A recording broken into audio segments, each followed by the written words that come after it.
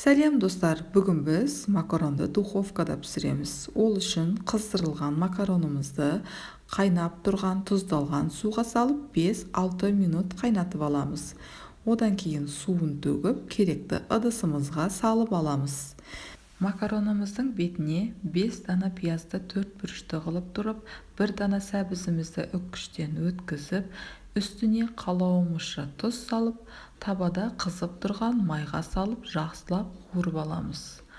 Қуырылған пиязымыз бен сәбізімізді макаронымыздың үстіне саламыз. Қуырылған барлық пиязымыз бен сәбізімізді макаронның бетіне түгелдей салып алып, барлық жеріне жететіндей қылып, біркелкі қылып жайып алуымыз керек. Одан кейін барып, алдын ала туралған, тұздалған тауығымызды осы пияздың бетіне салып шығамыз. Барлық жеріне біркелкі салыну тиіс.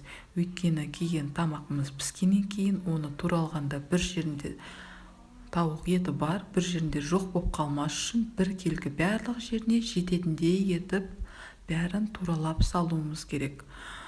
Бұны салып болғаннан кейін үстіне қаймағымыз бен жұмыртқамыз араласқан соусымызды құйып шығамыз. Оны да дәл барлық ингредиенттарымызды жайған сияқты қылып, бәріне жететіндей қылып, біркелкі барлық жеріне дәмі шығатындай етіп құйып шығамыз.